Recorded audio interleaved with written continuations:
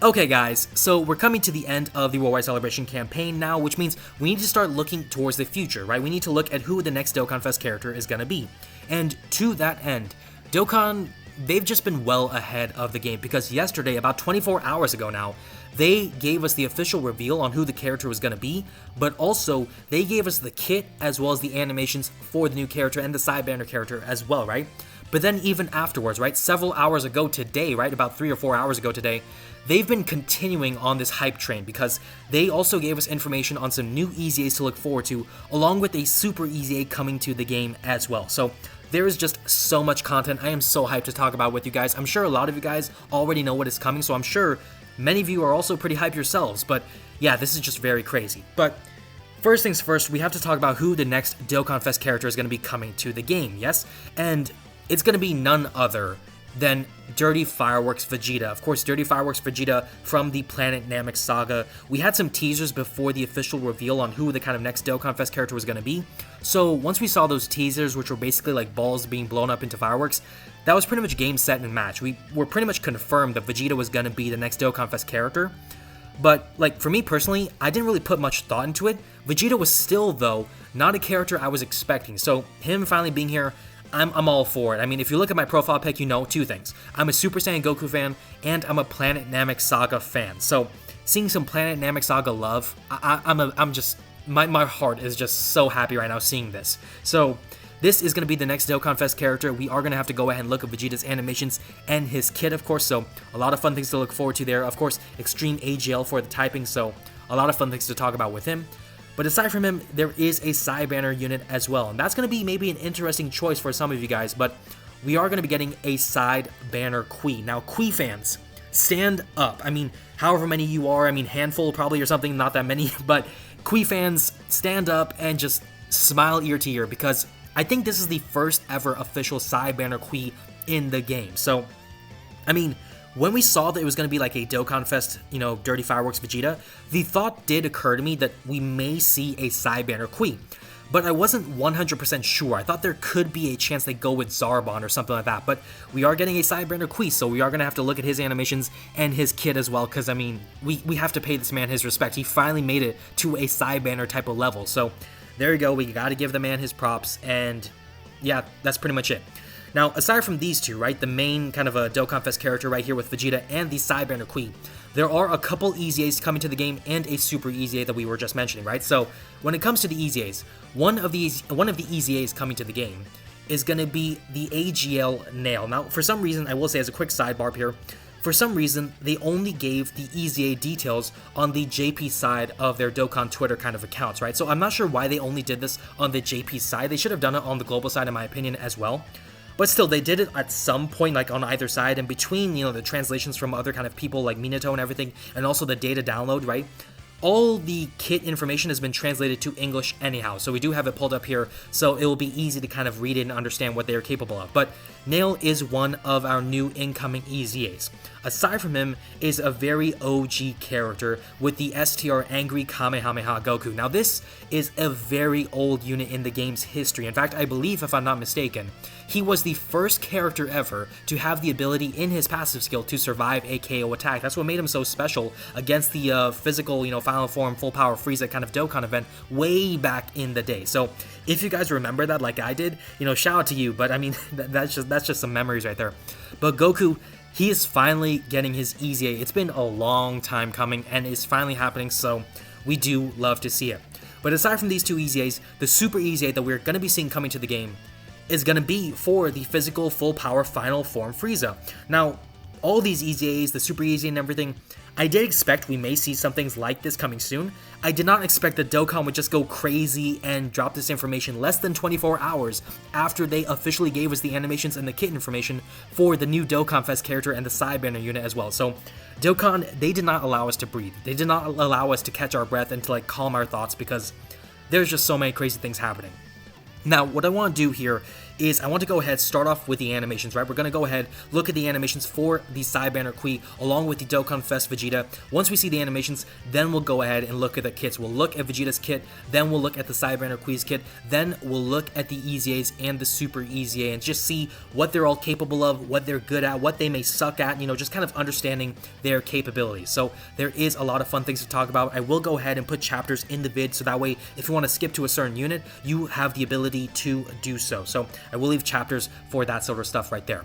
But anyways, let's go ahead, let's stop wasting any time. We'll look at the animations first again, and then we'll go to the kits. So let's go ahead and check out these animations and see how they cooked with side banner Qui, which is still crazy, and the Dokkan Fest Dirty Fireworks Vegeta. Of course, they have to start with the side banner characters, so Qui, with the ultimate from Budokai Tenkaichi, right, the Lord Frieza right there. Is that what it's called, actually? Dastard Impact? That's interesting. I'm liking the shots they're using. I'm liking the way they're using, like, the animations there. Ooh, this OST kind of hitting. And Vegeta clearly here with an intro. The facial expressions are kind of fire, actually. Alright, being a Dokkan Fest TUR, he only has a 12-key Super Final Gallic Cannon. Okay. Nice gut punch. Okay, I like that. You know, I like that a lot, the way that expressions look. Active as well. Uppercut, yep. They had to do it. Say it. Hell yeah, boys and girls, ladies and gentlemen, everyone who loves Dokkan, he looks good. Animations-wise, Vegeta, he's looking good. Now, to be fair, his animations, if I have to be critical, they're not as cracked as the Worldwide Celebration animations that we just got like the last month or two, right?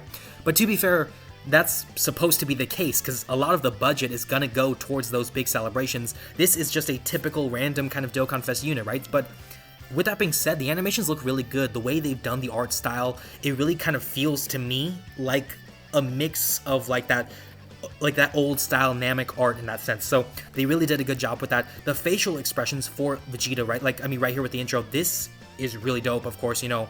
The way they've got various shots here, it all looks really good. Like right here with the facial expression right here with the aura, or not the aura, but the Ki Blast energy, I guess, kind of revolving around his palm right there. He looks good right there. Even this kind of shot right here. This shot is kind of devious right there. Like if you had a friend who looks at you like this, you know they're up to no good. You know they're going to just be doing some nasty tricks upon you. But I mean, yeah, the expressions look good. The art style looks good. I love what they're doing. Now, I also do wish maybe the Dirty Fireworks lasted a bit longer, maybe just prolong the shots or something. But still, I mean, it looks really good. It looks really good, don't get me wrong. Obviously not as good as Worldwide Celebration, but still really good for what it is. And even Qui, like I didn't really talk about Qui. First of all, that shot is crazy. I mean, Qui is bent like a 20-degree angle. So, I mean, he is really putting his effort into that. By the way, Vegeta's technique, by the way, on Vegeta, that's kind of crazy. But, I mean, even Qui, his animations look really good as well. The way, like, the shot right here with him having sweat at the back of his head, of course, you know, the way the smoke is clearing, it looks all really good. So, yeah, not too much to say about the animations. Obviously, we see Vegeta has an intro, he has a 12-key super, which is typical, and also he has an active skill, which is the Dirty Fireworks. So, that's all good stuff right there. Now we can go ahead, though, and look at the kit. So, again, we'll start off with Vegeta, then we'll go ahead into the side banner Qui. So, starting off with the main attraction, right, the Dokkan Fest Vegeta, he is an extreme AGL type unit. He doesn't have any sort of awakening or anything like that, no standbys, so do bear that in mind. A pretty typical kind of character.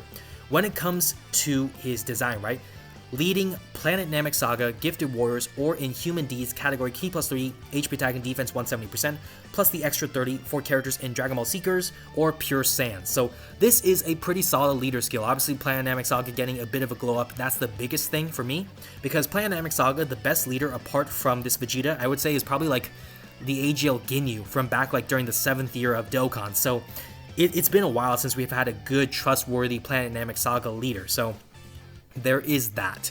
Aside from that, you know, with the passive skill, right, let me go ahead and zoom in on this. Activates the intro animation, which we just saw once only, and Ki +3 and attack and defense plus 180% for the rest of the battle when facing only one enemy at the start of the character's attacking turn. So this is kind of interesting. Basically, for Vegeta, you want him to only face one-on-ones. If you come into a fight where there are multiple characters, that will be a problem. So, like, a prime example of where his intro would not show up, right, is like the Goten and Trunks Blue Zone fights, right? So in those kind of fights, you know, they start with multiple characters, Goten and Trunks and Videl and stuff like that.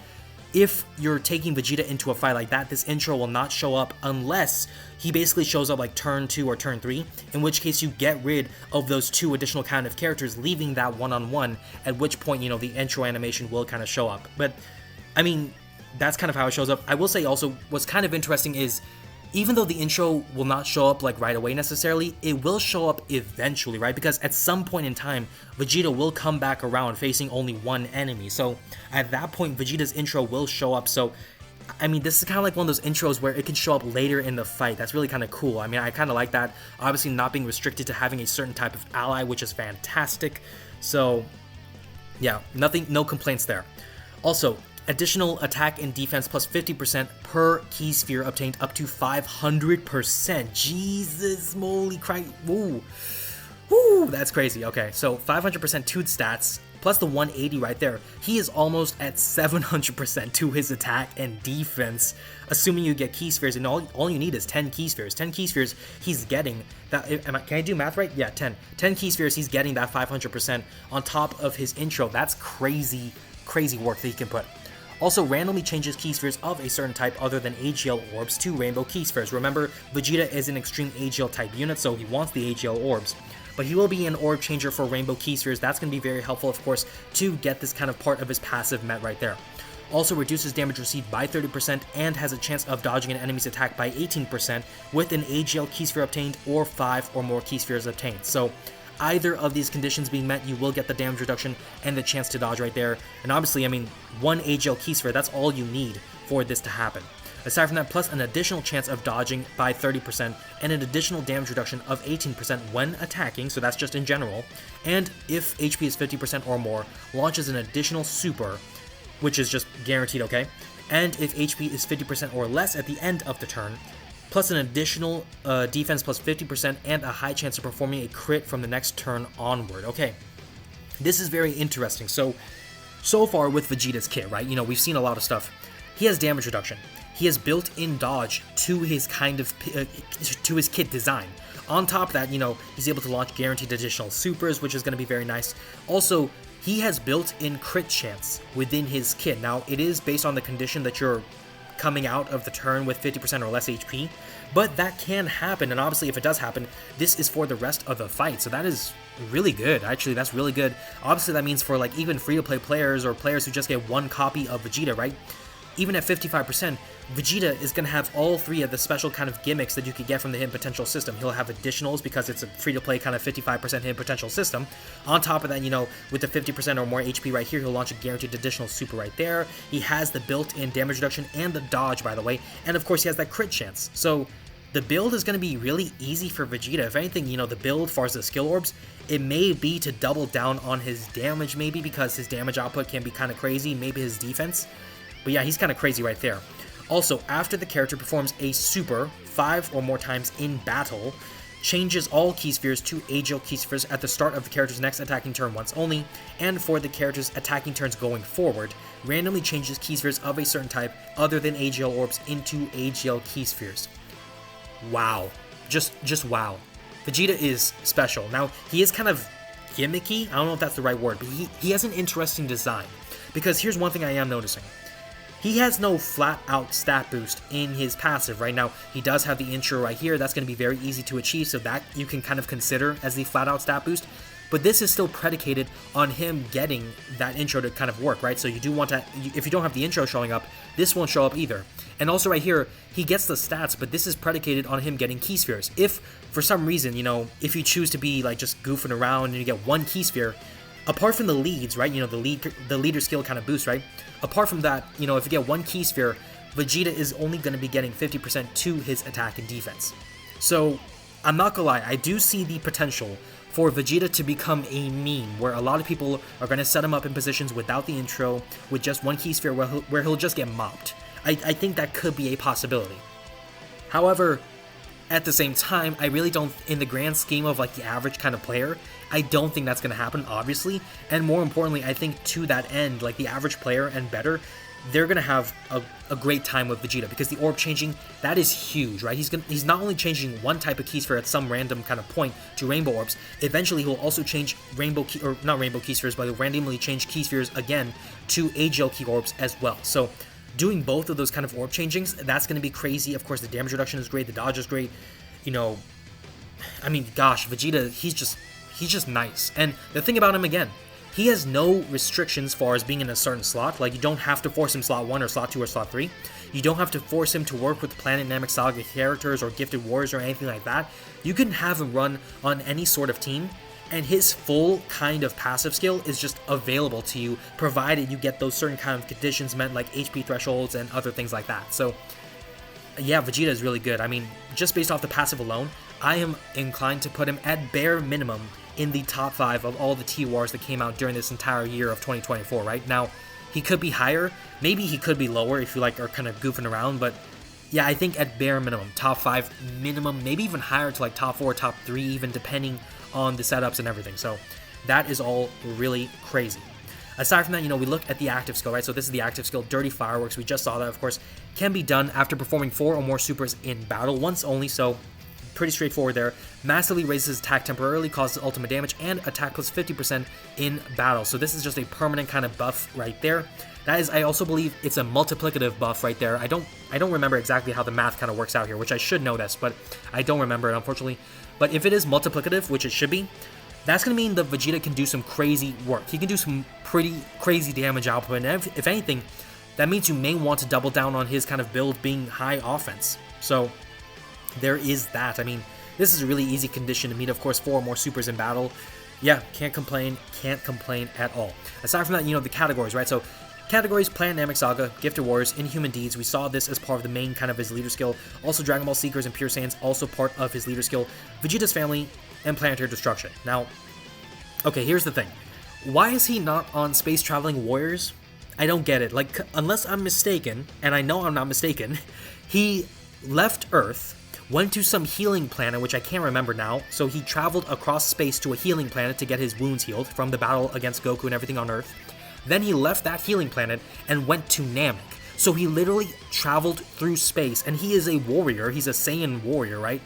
I mean, he is by definition a space traveling warrior, no? Like, I don't know why they didn't put him on that category, because the category is not exactly broken where adding Vegeta will just make things worse. I mean, Vegeta being on the category would be a fat W for making that category usable, if not really good, right? Or at least semi-good. So I think that's a bit of a blunder. I think Vegeta should be on Space Traveling Warriors, but still, you know, 7 categories. Planet Namek Saga definitely could use him. Gifted Warriors would like to have him, of course, there. Inhuman Deeds could definitely use Vegeta there as well. Dragon Ball Seekers, of course. I mean, he's on some good categories too, like Pure Saiyans, Vegeta's Family, Gifted Warriors, again, Planetary Destruction even. So, all in all, I really do like, I love what Vegeta's got cooking right here. And I guess there's nothing really else to talk about except for the super attack effect. So this is actually kind of crazy here. For Vegeta, he greatly raises attack and raises defense and causes immense damage to the enemy. So he is stacking. Now, in actuality, the way his math is working, he is stacking in the same form as the Int Broly EZA, right? The one that everyone kind of clowns on. But in Broly, he does have the ability to greatly raise his attack and raise his defense going throughout the fight, right? Vegeta has the same kind of effect. So yeah, it's pretty much clear-cut. You want to build Vegeta for offense. You want to double down on his damage output with the active skill, with all the stuff he can do. He's just going to do a lot of damage output, and honestly, I think we may see some of the best numbers in the game from this, you know, Dokkan Fest Vegeta, so that's going to be very interesting right there. Aside from that, we do have to talk about, of course, the Saiyabanner Kui. So, Saiyabanner Kui, we're going to go ahead and kind of skim through him a bit faster than Vegeta, because I did kind of talk a lot there. But for Kui, you know, he's a typical kind of unit, right? Planet Namek Saga, Ki plus 3, HP attack and defense 130%. Pretty standard stuff right there. Passive skill, Ki plus 3, and attack and defense plus 150%. Also a high chance to dodge a character's or opponent's an opponent's attack, an enemy's attack, I should say. Sorry about that. And if HP is 50% or less when receiving an attack, plus an additional chance of evading up by 20%. Plus an additional attack and defense plus 150%, and increases chance of dodging by 20% again when attacking, and if the opponent is in the attack down or defensive down status. So essentially, Kui has 50% up to 90% chance to dodge within a fight, and is based on 2 conditions which are not too difficult to meet, right? One, of course, being HP 50% or less. The other maybe is a bit trickier because not every opponent is going to be accepting, debuffs, but if you can debuff an opponent with either of these kind of mechanics, then Kui will get that extra 20% to dodge, and that's going to be so easy. And of course, on top of that, he's getting extra stat boost as well, so that's really awesome there. Great chance to launch an additional super, evades enemies' attacks guaranteed, and performs a crit hit within the turn if HP is 50% or less at the start of turn once only. Foresees enemies' super attack at the start of the character's attacking turn when there is another Planet Namek Saga category ally in the same turn. Okay, so Kui is actually pretty good. For a Sidebender Kui, he is really good. I mean, the stats could be better, but he is a Sidebender character, so we have to forgive that, right? 50% chance to 90% chance to dodge, that is really crazy. That's the crazy thing for me. Also, aside from that, the great chance to launch an additional super, that's nice. Guaranteed evasion for 1 turn at least, that's nice. But the Scouter. The Scouter is, I think, something that maybe is considered slightly underrated at this point in time, but having a Scouter with such an easy kind of condition with just one other Planet Namek Saga ally in the same turn, having that Scouter can make a massive difference, because obviously then you can plan your turns better. It can just work out so much better if you have a Scouter. So built-in Scouter right there, I love it. I love what Kui is doing right there. Also for categories, okay, this is the worst part of Kui in my opinion. Planet Namek Saga, Terrifying Conquerors, Space Traveling Warriors. For one, why is he on it but Vegeta is not? That's the one thing. Second thing is, Kui is only on 3 categories, so you really can't use him on a lot of teams, right? Just 3 distinct kind of teams. So that is the problem for Kui. It is what it is, we just have to accept that. But for the teams he is on, they did make sure that he can at least put in some work, so that is the good thing right there. Now with the super attack effect, that's the last thing for Kui right here. Greatly raises attack and defense for 1 turn, causes supreme damage to the enemy, and lowers attack and defense. So obviously he can do his own debuffing to kind of get his passive going. Also greatly raising attack and defense for 1 turn, being able to launch that additional guaranteed super. I mean, I think Kui can do some good work. Again, as a Sidebender unit, he's really good in my opinion.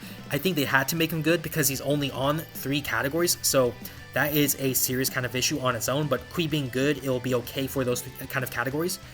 But yeah, I mean, I like Kui. I think Vegeta is really good, a lot better than Kui, of course, but Kui, for what he is, being a Sidebender character, being the first ever Sidebender Kui, he's good. I like what he's got going.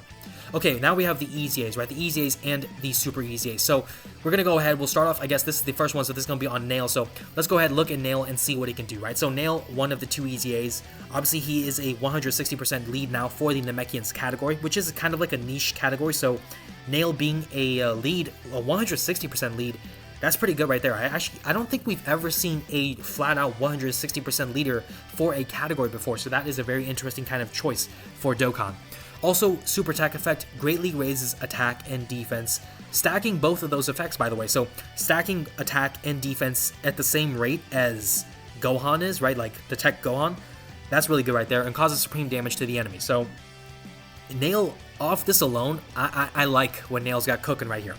Also, passive skill, right? Belief of the Namekians, attack and defense plus 150% in general. Launches an additional attack that has a great chance to become a super. Also, plus an additional attack and defense plus 150% for 3 turns from the character's entry, plus an additional 150% to the stats, and reduces damage received by 30% up to 77%, the less HP remaining, the greater the reduction. When there is another Namekian category ally on the team, not on the same turn, but on the team, all allies key plus 2 and attack and defense plus 50% when there is an ally whose name includes Piccolo other than Demon King, Buu, etc. excluded on the team. Launches an additional guaranteed super, and all attacks become crit hits guaranteed when there is a Wicked Bloodline or Planet Namek Saga category enemy. This guy is good.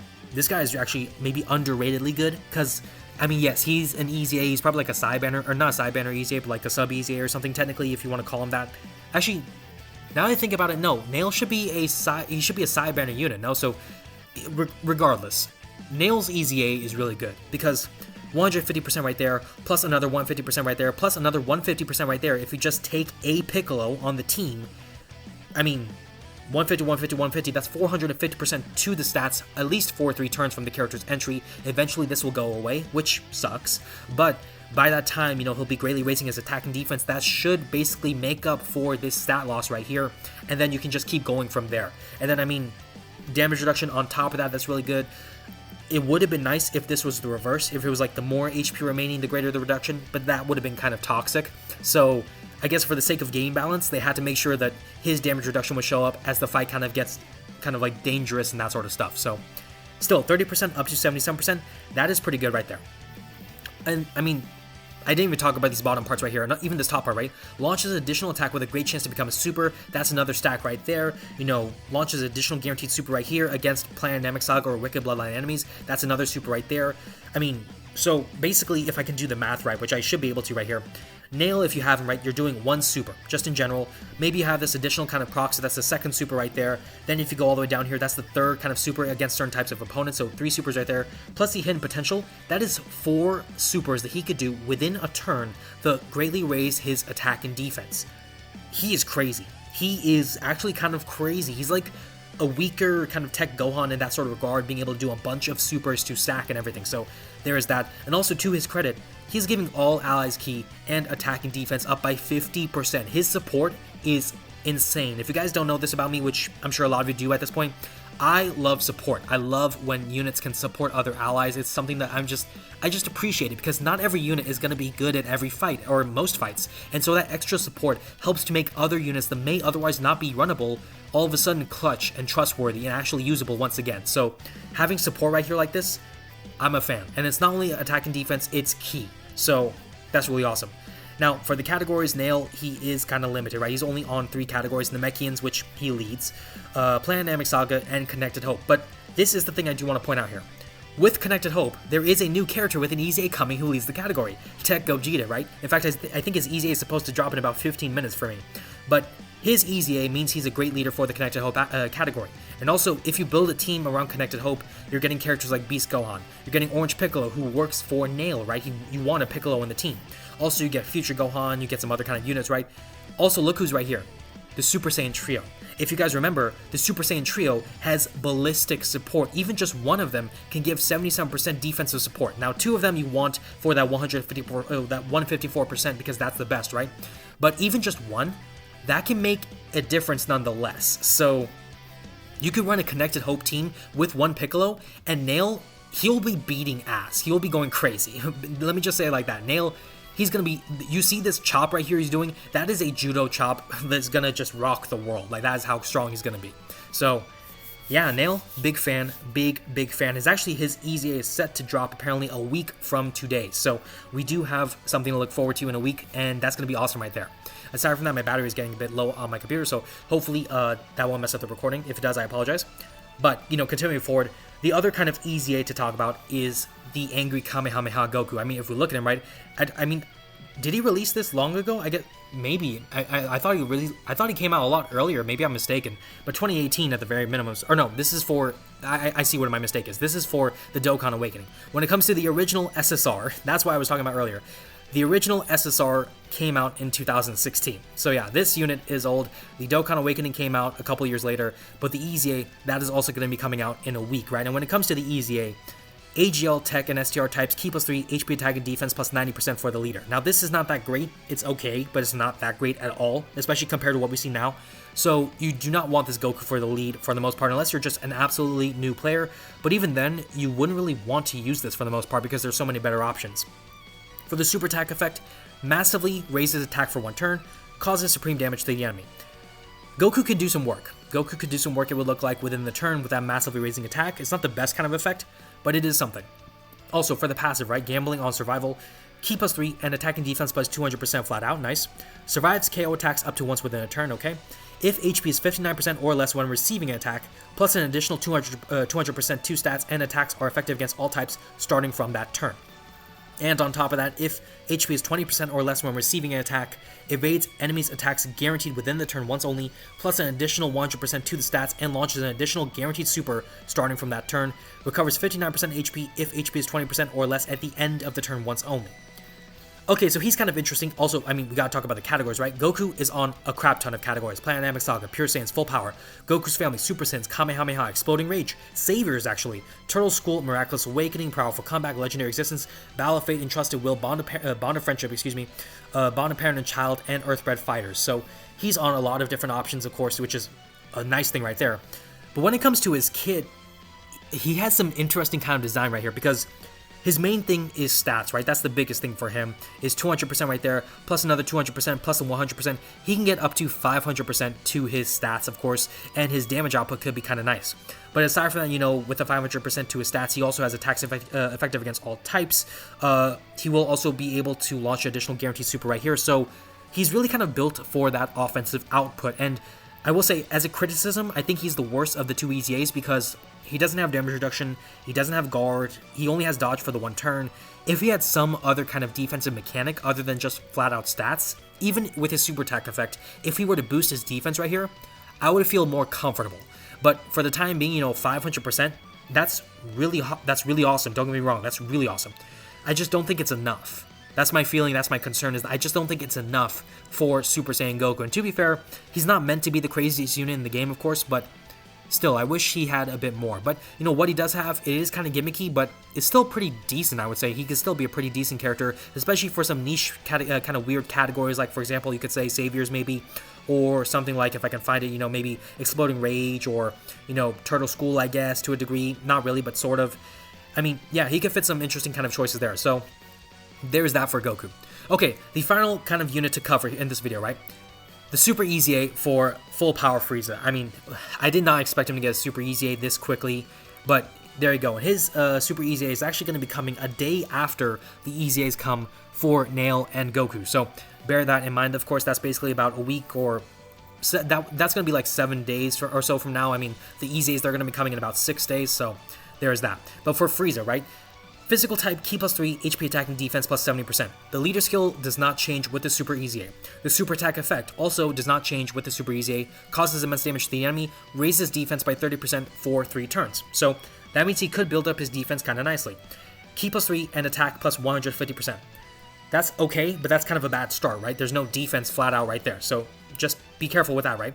Attack plus 300% and defense plus 150% when performing a super. So, I mean, that's kind of nice right there. Reduces damage received by 50%, and starting from the 5th turn from the character's entry turn, damage reduction rate decreases by 10% with each turn passed no more than 30%. Defense plus 150% and reduces damage received by 30% as the first slot unit, and as the second or third slot unit in a turn, plus an additional 150% to the stats when performing a super. Launches an additional guaranteed super if HP is 50% or more when attacking. That's a really easy condition there.